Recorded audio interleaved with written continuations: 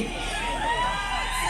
Firstly, let's hear it again for the leader of Glasgow City Council, the woman who delivered equal pay justice to women across this city.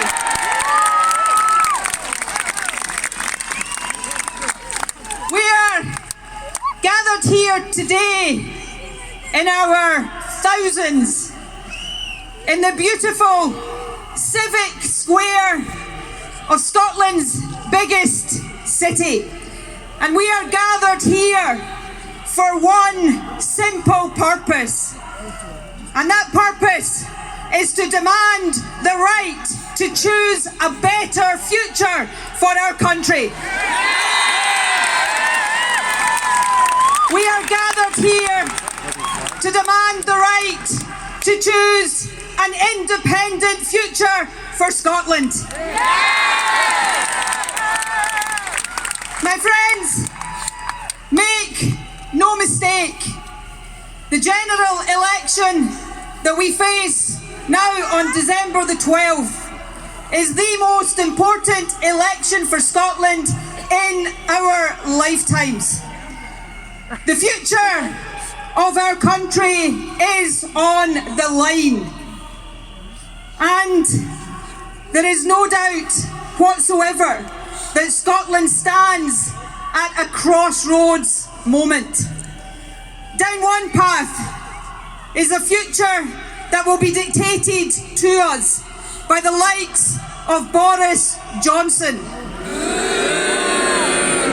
A future where tax cuts for the wealthiest take priority over our people and our public services. That is not the Scotland that we want. Down that road is a future where Scotland is ripped out of our European family of nations against our will.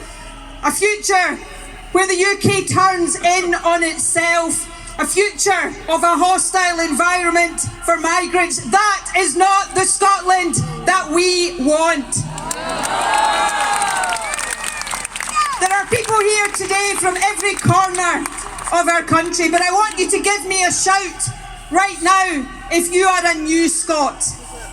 If you come to this country from elsewhere in Europe or across the world, give me a shout. The message to you today is that you are welcome here. The Scotland we seek is open, welcoming, diverse and inclusive, and no Tory is ever going to be allowed to change that.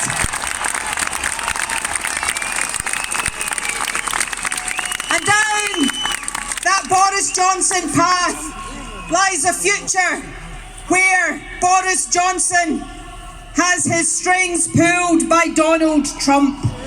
Make no mistake, if we accept for our country that future, our National Health Service, workers' rights, environmental standards, all of that is on the line. That is not the Scotland that we want. There is, my friends, a much better alternative. And that alternative is not a UK Labour government that can't even make up its mind where it stands on the question of Brexit. The days when Scotland has to make do with a choice of the lesser of two evils, these days must come to an end. And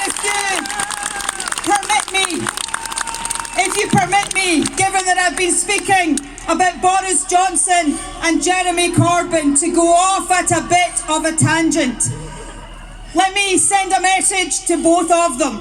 Why are you so scared to have real debates in this election? And my message and my challenge is this.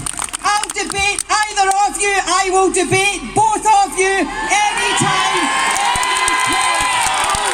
So stop running scared and come and justify why Scotland should not be independent. My friends, the better alternative the much better alternative for our country is to take our future into our hands and to become an independent country. A country that invests in our people, that invests in our public services, that invests in lifting children out of poverty, not in a hard Brexit, not in trident weapons of mass destruction on the River Clyde. An independent country that is open, that is welcoming, that is diverse, that can build a better future, not just for us here today and this generation of Scots, but a better future for all the generations who come after us. That, my friends, is the prize, and that prize is within our touching distance. But we must seize that prize. I said a moment ago that this general election is the most important in our lifetimes, and that is the case. We must come out in our numbers and vote in this election. Vote to escape the chaos and the misery and the division of Brexit, and vote to put Scotland's future into Scotland's hands. That's the message that must ring out across our country. So my ask of you, as I prepare to lead you to an independence referendum next year, my ask of you is this one. It is so wonderful to see all of you here today. This sight gladdens my heart. But over these next few weeks, I know the nights are drawing in. I know the weather is getting colder and wetter. I know minds are turning to the Christmas festivities. But all of us must make sure that over these next few weeks, we persuade everyone we know, our family, our friends, our neighbours, our workmates, to come out on December the 12th and send the biggest, loudest, most resounding message to Westminster. That it is time for Scotland to choose our own future. It is time for Scotland to be an independent country. An independent country that will be the best of friends and family with our friends and neighbours across the British Isles, across Europe and across the world. That, my friends, is the Scotland we seek. So let us go out there and grab it with both hands. Let us inspire people with the positive message of everything an independent Scotland can be, and everything the people of Scotland have it within themselves to achieve. You know, we're standing here in George Square, or Freedom Square as some have taken to call it. This city that I am so proud to call my home. In 2014, this city voted yes.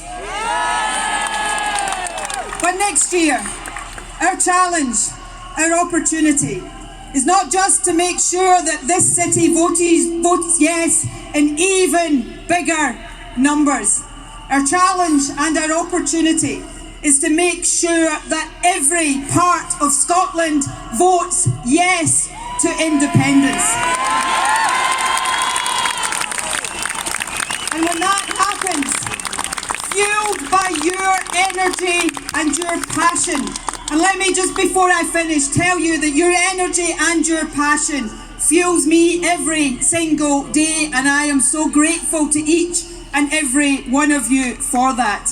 But when that happens, when our country, north, south, east, west, votes yes to independence, then together we can get on with the job that it is all about, of building that better, more prosperous, fairer, more equal, more outward-looking, more open, more inclusive, more diverse Scotland that all of us believe in our hearts is possible.